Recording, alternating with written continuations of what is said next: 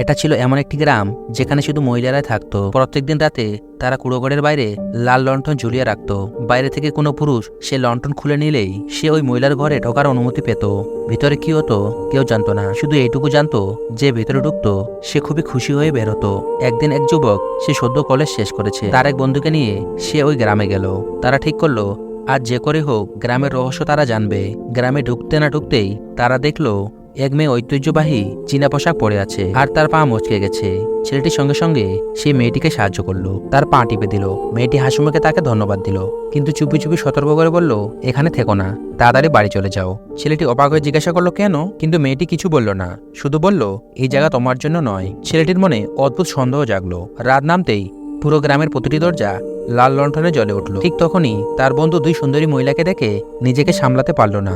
সে একটি লণ্ঠন খুলল এবং ঘরের ভিতরে ঢুকে পড়ল। কিছুক্ষণ পর ভেতর থেকে বন্ধুর আনন্দ চিৎকার ভেসে এলো, ওফ কি দারুণ লাগছে। এটা শোনার পর এই ছেলেটির কৌতূহল আরো বেড়ে যায়। সেও একটি লণ্ঠন খোলার প্রস্তুতি নিচ্ছিল। ঠিক সেই সময় দুপুরে দেখা হওয়া মেয়েটি আবার সেখানে হাজির হলো, আর তার মুখে স্পষ্ট ভয়। সে গম্ভীর গলায় বলল, ভিতরে যেও না, নয়তো খুব অনুতাপ করবে। ছেলেটি তার কথা মেনে লণ্ঠনটি আবার ঝুলিয়ে দিল এবং বলল, আসলে রহস্যটা কি? মেয়েটি বলল, এই রহস্য বাইরের কাউকে বলা হয় না। তুমি আমাকে সাহায্য করেছিলে, তাই তোমাকে সতর্ক করতে এসেছি। ভুল করো যদি কোনো বাড়িতে ঢুকে পড়ো, কোনো ঘরের ভেতরে যাবে না।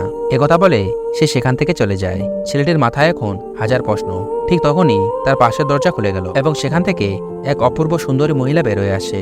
আর তার একবার তাকাতেই ছেলেটির হৃদয় কেঁপে ওঠে। সে মেয়েটির সতর্কবাণী ভুলে যায় এবং লণ্ঠন খুলে ভিতরে ঢুকে পড়ে। উঠোনে কাপড় শুকাচ্ছিল এবং মাটিতে একজোড়া মহিলার জুতো রাখা ছিল। সে ফিরতে যাচ্ছিল, তখনই ভেতর থেকে সেই সুন্দরী মহিলা তাকে ডাকলো।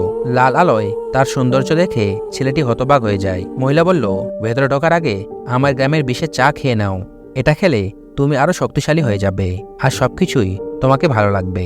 ছেলেটি দ্বিধায় পড়ে গেল।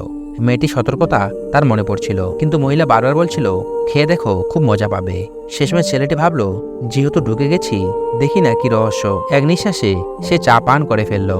তখনই তার মাথা ঘুরে গেল আর সবকিছুই ঝাপসা দেখতে শুরু করলো। আর কিছু বোঝে ওঠার আগেই তার পা যেন নিজের ইচ্ছেতেই ঘরের ভেতরে ঢুকতে লাগলো।